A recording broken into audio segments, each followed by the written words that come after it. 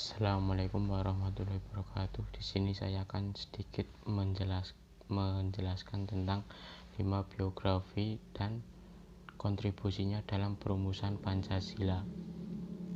Insinyur Soekarno adalah Presiden pertama Republik Indonesia yang menjabat pada periode 1945 sampai 1967.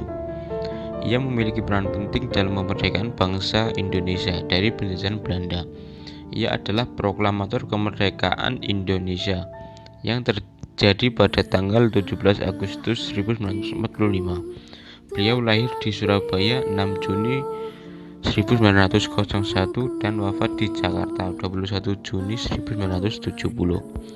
Peran Ir Soekarno dalam proses perumusan dasar negara sangatlah penting, antara lain: 1.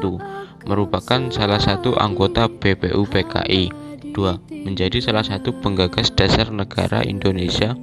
Gagasan Soekarno ini disebut Pancasila dan disampaikan pada sidang resmi pertama BPUPKI.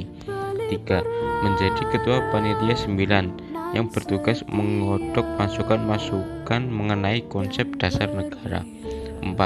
Menjadi ketua PPKI yang kemudian mengesahkan dasar negara, UUD dan Pancasila. Muhammad Hatta lahir di Bukit Tinggi, Sumatera Barat pada tanggal 12 Agustus 1902. Nama asli dari Muhammad Hatta adalah Muhammad Adhar. Muhammad Jamil ayahnya merupakan seorang pemuka agama yang meninggal ketika Muhammad Hatta berusia 8 bulan, sehingga Muhammad Hatta dibesarkan oleh keluarga ibunya yang merupakan keluarga saudagar. Beliau meninggal pada 14 Maret 1980. Muhammad Hatta adalah negarawan dan ekonomi Indonesia yang menjabat sebagai wakil presiden.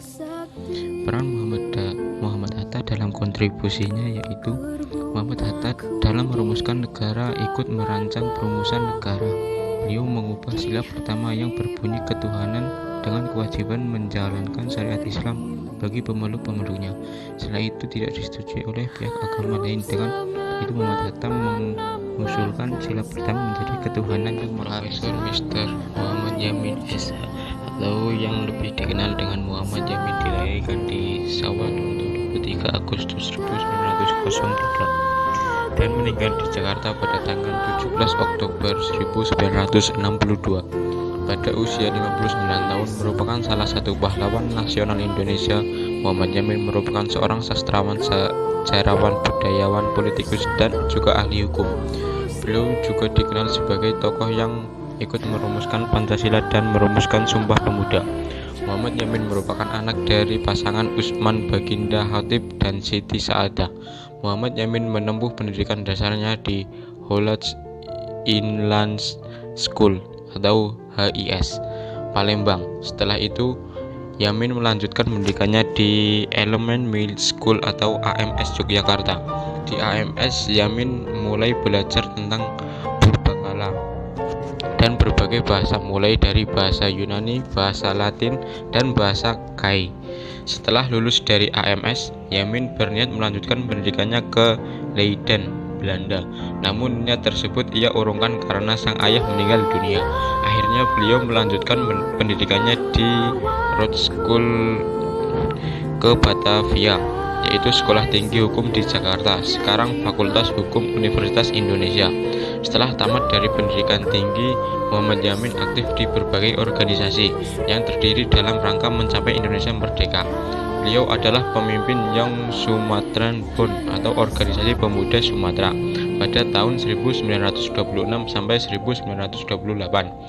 Peran Muhammad Yamin bisa dilihat dalam Kongres Pemuda II yang dilaksanakan pada 27 sampai 28 Oktober 1928. Muhammad Yamin memiliki peran krusial, yaitu tokoh yang ikut menyusun teks Sumpah Pemuda dan menetapkan bahasa Indonesia sebagai bahasa nasional.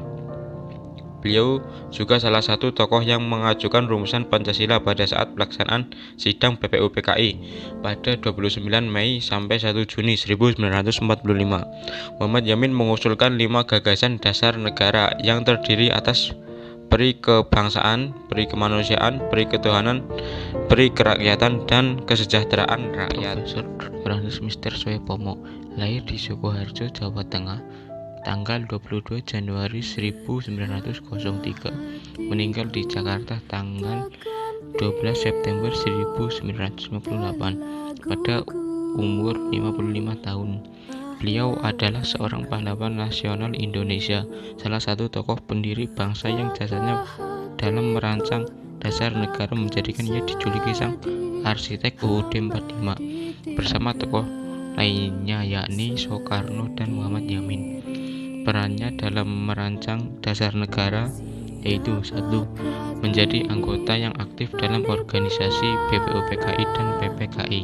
2. Mengikuti serta dalam mengusulkan dasar negara yang berbunyi persatuan, kekeluargaan, keseimbangan lahir dan batin, musyawarah dan keadilan rakyat. 3. Menjabat sebagai ketua dan panitia kecil perancang Undang-Undang Dasar. 4.